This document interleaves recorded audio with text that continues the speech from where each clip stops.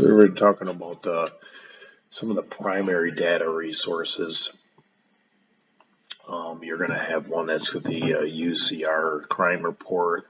And as you can see here, I'm just going to read this. Source remains the standard unit of analysis, which most criminologist research is based upon and omits crimes that are not reported to police. So understand what that means is, so there is a UCR crime report. So every time somebody makes a police report, it goes into a larger system, which that's how they get the data from that. So let's say said person was a runaway, and so the police officers will make the reports.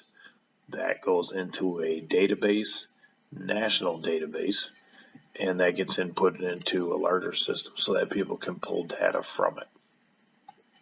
Same thing for malicious destruction of property, whatever it may be. So we also have the National Crime Victimization Survey. This includes unreported crime and important information on the personal characteristics of the victim.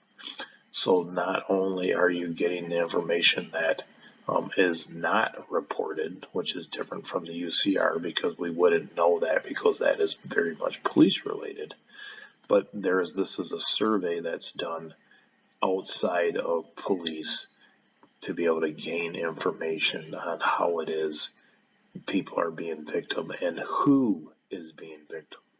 So you're going to see this area here. I don't know if you can see my cursor or not, but in the personal characteristics of victims, that's where they get into that information. And self-report, juvenile surveyed. Again, this is a surveyed section. So you have provides information on personal characteristics of offenders, which that goes pretty self-explanatory. So what I want to do is I just want to offer up is that, like obviously the very first one is police related. The second one is the where it's actually a survey, and so is the third one. Understand this is that all of the topics that are here before you, specifically in the last two, they can be pushed up, or they can be pushed down.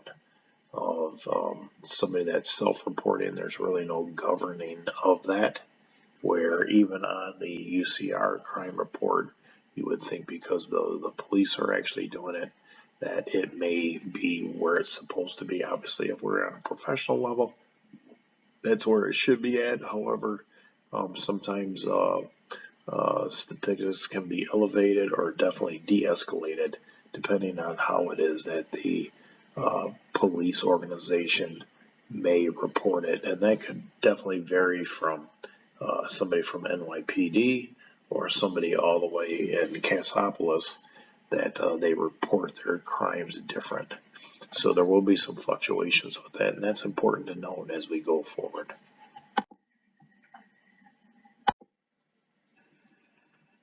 So we're continuing on here. The alternative measures of delinquent behavior, and those are definitely something different than what we've talked about on the last slide. You can find this on page 39 in your text, exhibit 2.1. But I'm going to sort of group two of these together because they are very much the same. So you can see that cohort resource data and observational and interview research are somewhat the same, where you are going to, in the cohort side of it, that you're going to have, however, a group of people who you're going to observe. And then in the observational and interview research, you're going to conduct an in-depth study on just a few subjects. So those two have to go hand in hand, where you're going to actually learn by watching a group. And then you're also going to you may take a part of those and actually just interview those to get more of an in-depth information and research from those folks. Again, so let me give you an example. So let's say that we're going to watch, a group of individuals that may be like hanging out on a street corner or near a convenience store. And we want to know why it is that they are not in school. Let's just say something easy. And so these are juveniles. So essentially what would end up happening is you're watching their time, you're watching their behaviors, you're watching some of their certain characteristics. And let's say that some of their certain characteristics may be that they're there between, let's say, 3 and 5 in the afternoon. I'm sorry, you're there, yes, between 3 and 5 in the afternoon, where you may have another group that may be there all that continuous day. So the point is, between the two, what you may end up finding, if you separate those, is you may find that there may be parental folks, their guardians that are not watching them throughout the day, so they're not showing up to school. But then you may have the ones that come from 3 to 5 whose parents are working, and they're just not there after the kids get out of school, so then they hang out at the convenience store afterwards. And so you would only know that by conducting a more in-depth study on a few of those subjects, and those few of the subjects that come between 3 and 5. That's just a very general example, but again, I did want to give you something to grab your teeth onto. So the experimental data, obviously that is somewhat explanatory, but it's the study effect of the intervention. So what will end up happening is that I'm going to use that same example again of the kids hanging out at a convenience store. And so what we do when we speak to those people that are there from 3 to 5, and we look at how we can apply an intervention or a prevention method with those folks. And so what we would do is that we may offer, as a community, we may offer a after-school program in that area, or like maybe at a church or at a school or a community center, to keep those folks away from society and give them something constructive to do. And so you would then study the effect of that intervention or that prevention method. So meta-analysis and systematic review.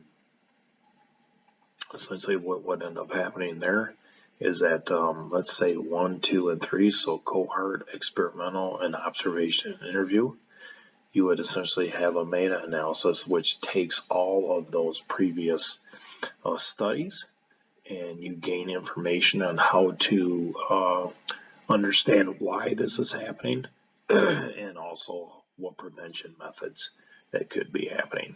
And this slide actually right here is very key to what our final paper is going to be like, and also our midterm that progresses into our final paper. So hopefully you understood this, because this is what we're doing continuing on.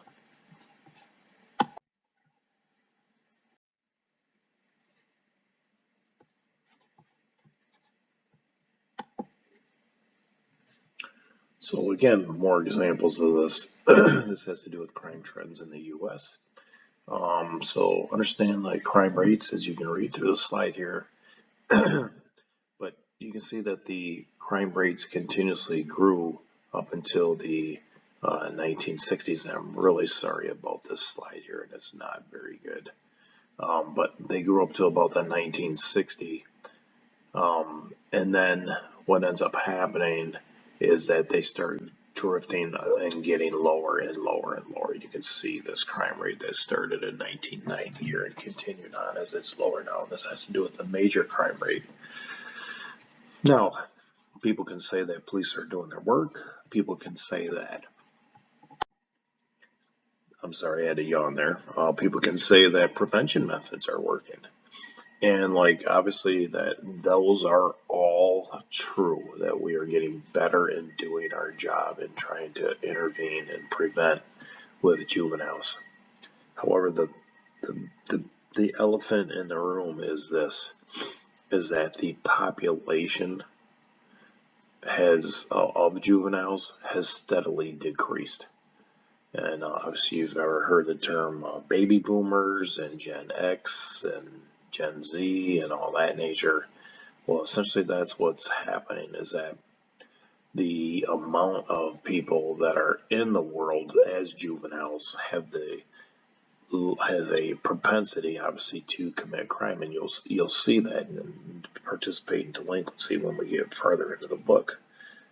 But understand is that if there's not a lot of people to commit those crimes now because the populations are dwindling in juveniles, there's going to be less crimes that are going to actually be committed and less delinquent efforts. So again, here we go to delinquency arrest trends, juvenile intakes by region. You can see I just sort of popped these in there. Some of the interesting, I'm sorry that my face is down near the yellow, but the point is that it's interesting to bring this into the concept of sort of knowing where it is that we all lie here. And so this is just a graph, and this is actually from the Virginia area. But I like to use this here because, again, it just shows an illustration on how you can divide this up with the state of Virginia being their actual level that they're judging against, which is the black line. So then they're now trying to figure out where it is that the actual crime is coming from the most. And unfortunately, I have that yellow line there. My face is in front of it.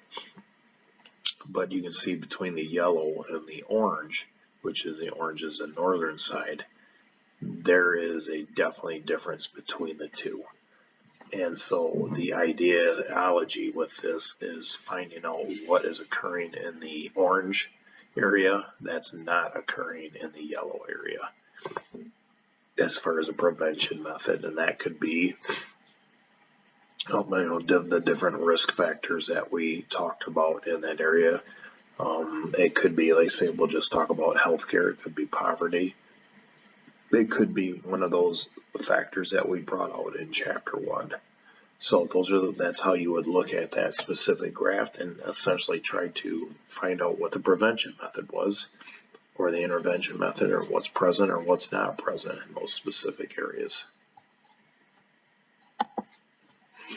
Okay, I guess I clicked this slide here on accident.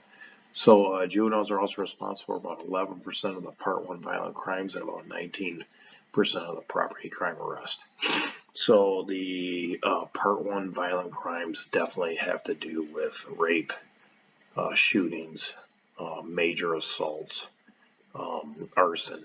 So knowing that juveniles are responsible for 11% of that, I mean, that's like pretty dang high, I feel, because obviously we would want to have juveniles to be down in the single digits rather than in the double digits. And about 19% of the property crime as well too.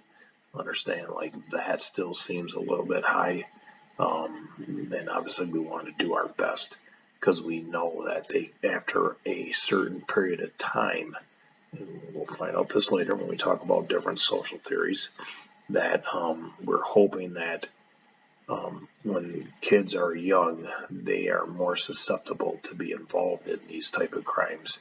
But the idea is to steer them away from them so they don't continue with it as adults. So what does the future hold? Just understand this, is there are approximately 50 million school-age children in the U.S. Even though teen crime rates may rise, the impact will be offset by the growing number of relatively crime-free citizens, senior citizens. So again, that's what I talked about with the baby boomers. They're going to be nice, large, and growing, and at the same time, there's going to be less crimes to commit. But what we're seeing is that because of the amount of seniors, that will show up different in the crime rates. Excuse me. Serious and social economic conditions can alter the trajectory of delinquency. Something we spoke about in class, that if we're not there to essentially help, and we know that the rich are getting richer and the poor are getting poorer, we know that specifically that poverty is a direct correlation to that of delinquency. So we are either going to, as I use this term a lot, we're either going to pay now or we're going to pay later.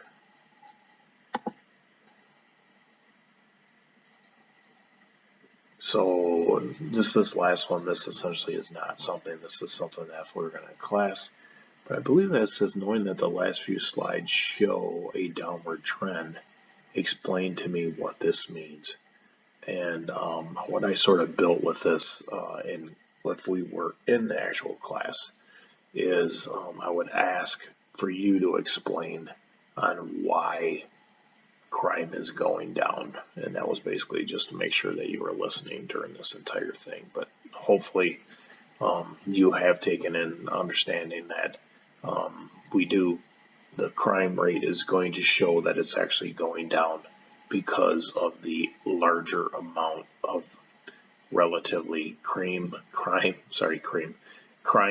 senior citizens. Okay.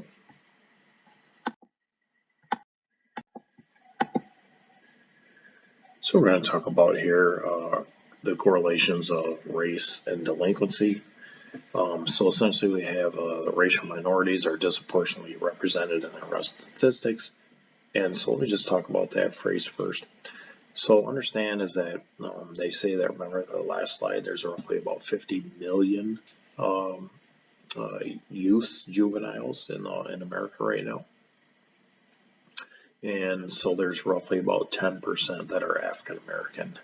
And the 40%, or I'm sorry, the 40 million of the 50 million are roughly that of Asian Americans, mostly whites, and then Latinx, which they then end up putting all lumping together. Right or wrong, this is the way that the study reports it.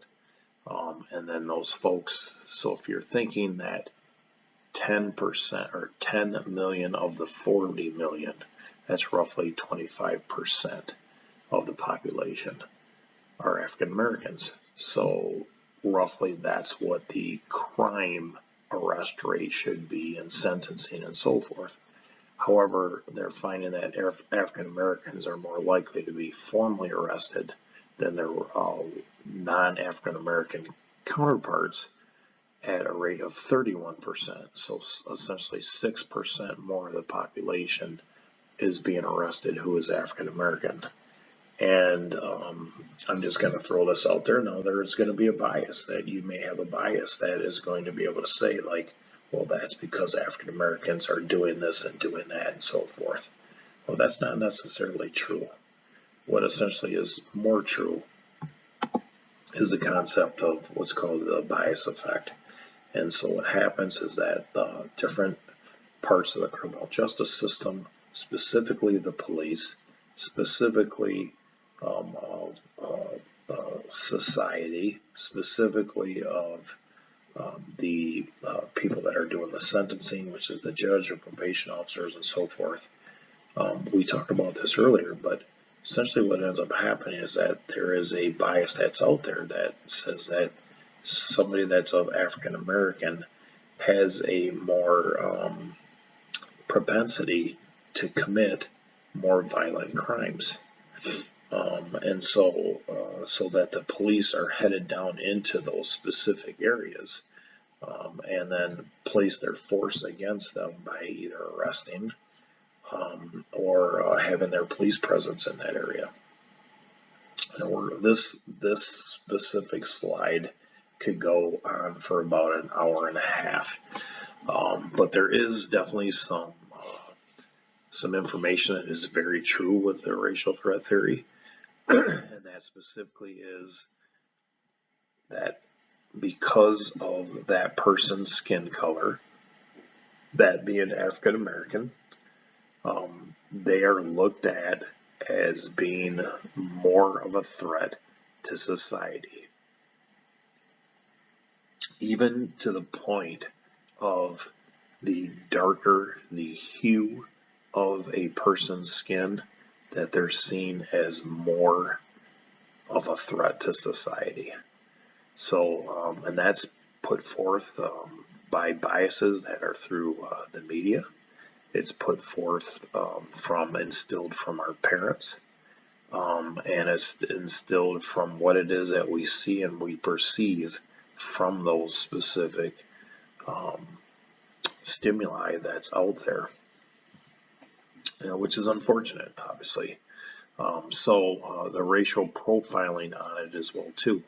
So those are, understand is that you probably are very familiar with this term, but it's essentially when officers are out on patrol and essentially they will see somebody who is African American descent. They are going to be in those areas and pulling those people over more often. And then if you are continuously patrolling and picking in those areas that have a high density of African American folks, well, by all means, that is going to raise the area up of arrest in those areas. And that is the explanation on why the crime rate is higher for African American youth and why they're being more formally arrested. So, so the last part on here, we talked about the Caucasians are more likely to receive lenient sentences. We talked about that not only in the criminal justice system, we talked about that already in the school systems, that even you folks had given me some input back about that, that you've seen it. So racial differentials are tied to social and economic disparities suffered by African American youth. So understand is like when we talked about that in our last class, and we talked about that some things that have occurred that the government had done, specifically in the idea of redlining, that had to do with African American folks couldn't live in a certain area and they had to live in a poorer area of a town where it was more dilapidated. And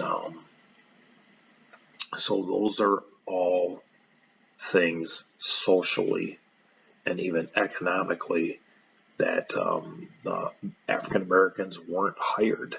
They were going to hire their white counterparts first rather than that of African Americans. And so with that, I mean, this has suffered for generations. It's still suffered for generations. I would like to say that things have gotten better for African Americans. I can't specifically say that. I'm sure in some areas that they have, but I mean, that's not for this course. But at the same time, it is pleasant and rightfully so that the disparities that have been seen for people of color in general, not only African Americans, but also that of the Latinx community, that we continue to make it right on how that those people of color are being treated by the police, how they're being sentenced by the police, and that it's all equal and equitable. And that's all I have to say about that. Social class and delinquency. So kids in all classes and levels of society commit crime. However, the serious crime is more prevalent in socially disorganized lower class areas, whereas less serious crimes are spread evenly throughout social classes. So the point is that what I want to really point out in this specific slide is this term called socially disorganized lower class areas. And so you're going to sort of see as we get into some of the theories that term is actually a theory, social disorganization, and it has to do with how the city is set up. We won't go into it right now because we do spend quite a bit of time on it, but essentially the areas that are more closer to that of a city where it's close to the industrial applications of the city, you're going to find that this is going to be a more lower class area. And the way that cities are now starting to spread out, I'm sorry, I'll say now, in the past have been spread out, essentially is those areas that are closer to the industrial society are really low income areas, because what's happening is that they're heading out, the people that are working in those industrial areas are headed out to the suburbs, and they're headed out to the country. And so there's not the reinvestment that's being put into society. So essentially what ends up happening now is you're starting to see, and I'll talk about this more in class, but you are now seeing that because the rent is starting to become very low in these areas that have been so dilapidated, you're now seeing whites being moved back into the cities like Detroit, Kalamazoo, Flint, where they're buying up these houses at extremely low rent and extremely low mortgages right now. And they're, let's call it a regentrification of those specific areas. And they're turning them into apartment housings and condos and old folks homes and stuff of that nature. Where right now those of minority classes have no place to go because they can't afford the rent in those areas. So now you're starting to see those folks sort of move out, even move into the country, because that is where they can afford to live right now. So it's quite interesting.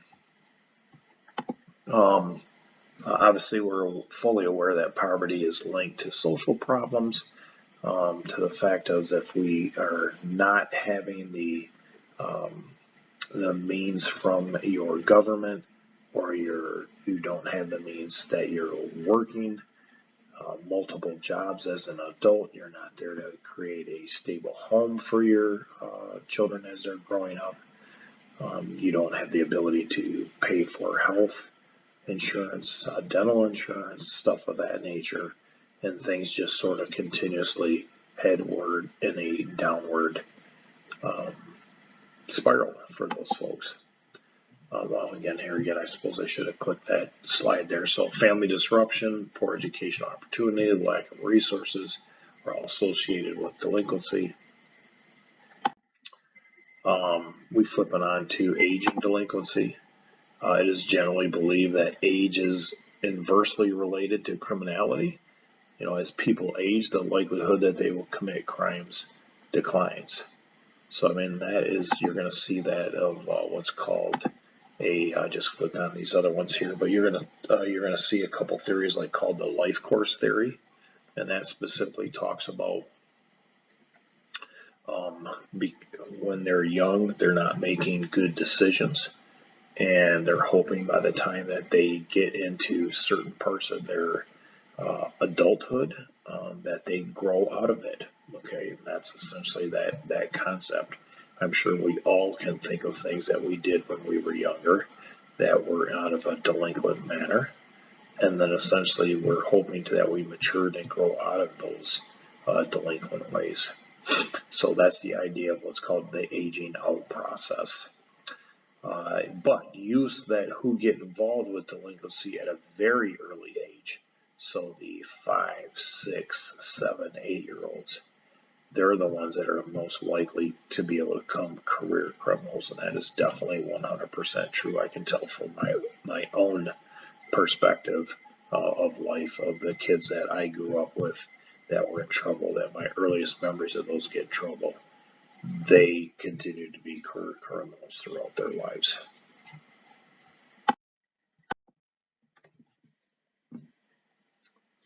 Okay, so chronic offending, what the heck is it?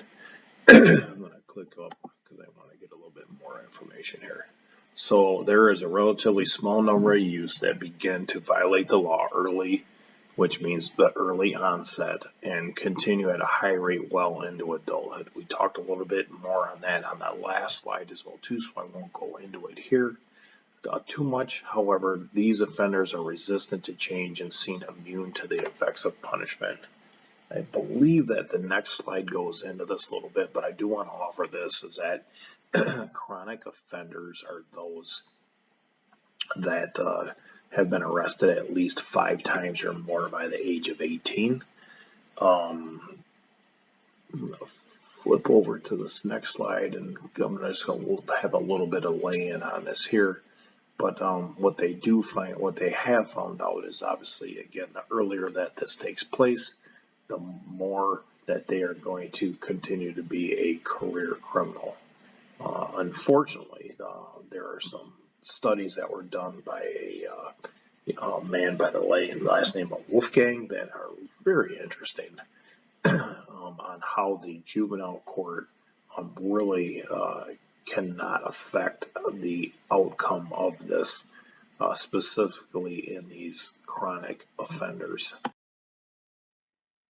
Some of the really interesting things that Wolfgang came out with, even though this is a little bit aged, it still holds true, is that like the chronic career offender, what they found out is that literally 54% of that delinquent youth were repeat offenders.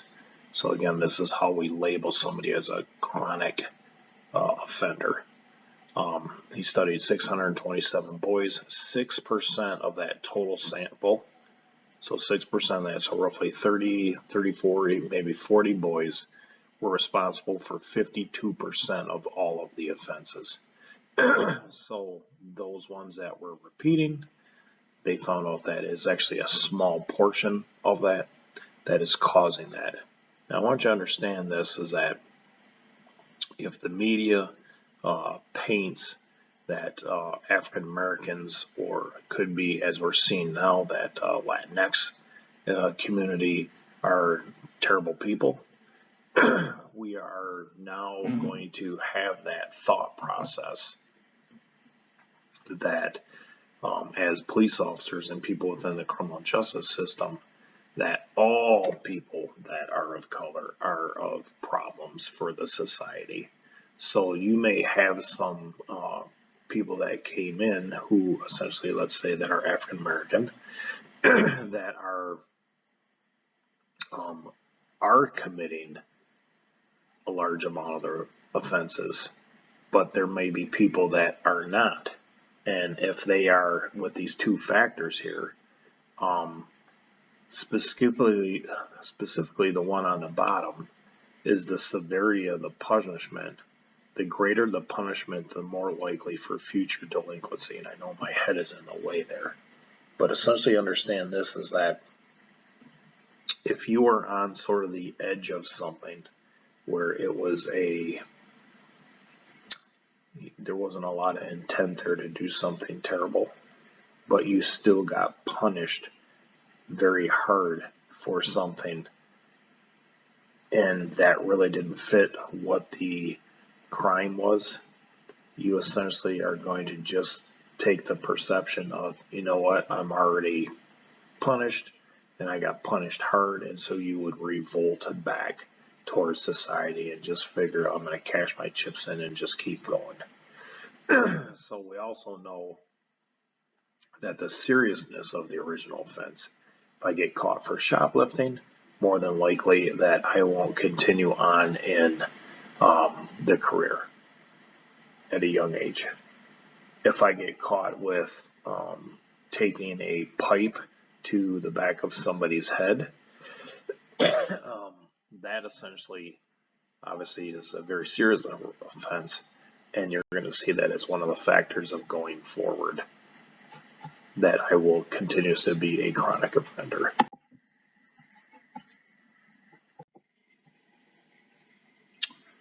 Okay, so continuing on. So the stability in crime from delinquent to criminal. So this is what they've found. Now I want to direct you to your book on page 52, Exhibit 2.2, which is obviously in the top left corner. Like, this is a really good page. You should dog ear mark for your final paper, because this really lists out multiple areas of areas that should be of support, that when they're not there, they're being failed by the juvenile. And when you can see, there's individual factors, school and community factors, family factors, and peer factors. So I can continue to read this through here, That has to do with the what causes the chronic offending, involvement in criminal activities, low intellectual development, drug use. You're going to find like all of these areas here are truthfully fall into page 52, or exhibit 2.2. And when we go into, when we're looking at our lifetime juvenile that's doing the life offense, we're going to see that there are multiple factors that are within this exhibit here that literally just stand out as a glaring star that, man, if these things were here, that we could have put a prevention method or an intervention method in it so that these didn't occur, that we could essentially help this young person. So you're going to see here that that these things that you have here in front of you on this slide, and not only on page 52, these are really key factors in going forward of where either institutionally or society that we have failed juveniles, and continuously making sure that they are out of crime and not in crime, and that of delinquency. So I'm going to click on all of these slides here so I can just sort of talk about them in order. So juveniles are also victims of crimes. This has to do with juveniles being victims. This is another area that what essentially would end up happening is, because they are victims, you will find out that victims will then turn to crime in retaliation. So the National Crime Victim Survey, which is the NCVS, understand that young people are more likely to be victims of crimes rather than adults because they are more vulnerable, right? And we talked about that on our first day of class. They're more apt to not call the police because they're mistrust of police when something happens, so they're less likely to report. They're also they don't have an advocate for themselves because they're that of silence. And we also know that again, this indoor or outdoor perspective. And what I say is that if you are younger, you're more apt to be in a riskier situation than that of adults, because adults have learned, right? I put this out there, this thing is that who is the more than likely, what is the deer that you see that's being hit onto the side of the road? It's the younger deer that is out that you see on the side, because they haven't learned yet that when a car drives by, they're going to get hit by. Very rarely will you see a 8, 10, 12 point buck on the side of the road because it has been hit, because they understand that those cars come by and you get hit by them. So they don't engage so much in that risky behavior of taking out in front of a car. It's the same thing with male teenagers, and they have a significantly higher chance than females of becoming victims. And that's because they are more out of the home rather than in the home. So male teenagers are more apt to be out and about, where things essentially could happen to them for them being victims, where females are going to be more in home. And if you are out in the world, you have more of a chance to be a victim than those that if you're in the home. Now, obviously, they're within certain communities, you can become a victim, specifically that of domestic and also sexual abuse. But at the same time, understand they're talking about more being out into the public, and that's where you have a higher chance of that. And so African American youth have a greater chance of becoming victims of violent crimes than that of their European American youth, which is basically those folks that are not African American. I don't understand why the book would not label that of Asian Americans or Native Americans, and also Latinx, but at the same time, they're just choosing not to.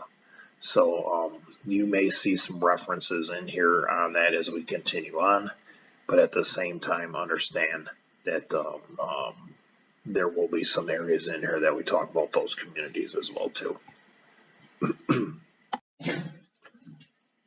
So here we are, the victims and their criminals. I think I have 2 slides left, so bear with me. Teens tend to be more victimized by their peers, like other teens, and they have this ranging between 16 and to 25 years old, which seems a little odd to me, but we'll just sort of go with it.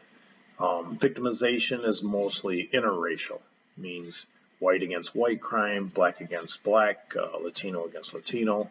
Understand, because our country is very segregated, and the people that there's not much changing where those communities are most comfortable with those communities that they look like, that they will essentially, that's where most of their time is spent.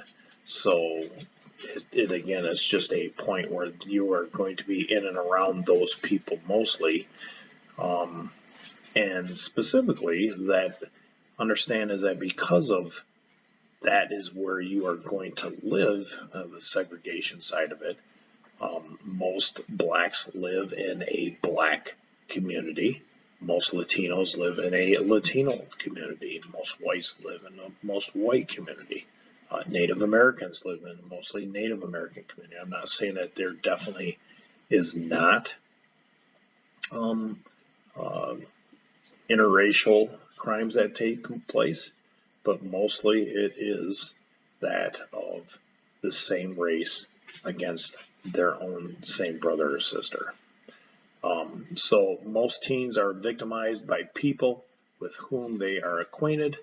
I have in here for discussion within the class. Does it surprise you? Why or why not? Again, we talked about this earlier on, is that when we have, when you are younger, you're more apt to not report, or you're seen as like not being truthful because it's against an adult. Sometimes these things are true, but more times than not, they're not true. And the society is more apt to believe an adult than they are a children. And most of the times, the adult has power over that of teens. But because if you're paying for your food, you're paying for their board, their clothes, stuff of that nature, like there's that control issue that you feel like you have control over this person, so you're just going to take it from them or assault of them. Most victimization is most likely to occur during the day, because that is where you are going to be at. You're going to be in school, you're around people, you're going to be, this is for teens, right? You're going to be in school, you're going to be in your home, where there's going to be people at, and knowing that specifically, you're going to be out on the school grounds. So you knowing that specifically, that you're going to be in and around those folks that you go to school with, those folks that are in your neighborhood. Still society, most of society is not out after dark. At that age, most of them are inside during that time, because why? They have to get ready to go to school the next day, or a job or something of that nature. So that's essentially why that statistic is there, and that's not something that actually I even thought about prior to getting involved in this book a couple years ago. So teens can also be victims of sexual abuse, and most sexual abuse occurs in the home. Specifically, if you're not aware of it, these are some statistics that I thought were just unbearable to listen to when I first took on my job, is that obviously Native Americans are the most trafficked race within our entire United States of America. And the amount of, if you are, again, as I just said earlier, if that person is actually spending their time, their money, and they essentially control you and your behavior, grooming can take place. And so like is just a terrible thing. I can just sort of put it at that. We'll talk about this a little bit more later in the chapter. I don't want to pull back the covers too much, but at the same time understand is that like we really have an issue in our society, specifically in those societies of color where there is rampant sexual abuse that is taking place. And it unfortunately is done by a family member or an acquaintance. And I know that firsthand by that taking place through my own investigations. In every home, no. 100% no, not in every home that takes place. But when I see a statistic that says that 60% of all African American girls by the time that they're 18 have been victim of sexual abuse, that is definitely just heart-wrenching for me to hear. So why does that occur? We'll sort of explore that as we continue on. So here we go. It's just sort of the summary. 3 major methods of measuring juvenile delinquencies. I'm going to let you read through this slide. I think we covered everything that's on here. And you, as you are reading this, should be able to say yourself on what it is that's about each one of these headings. That was a high point for you and what it is that you learned. And that's it. We're going to be signing off now. Thank you.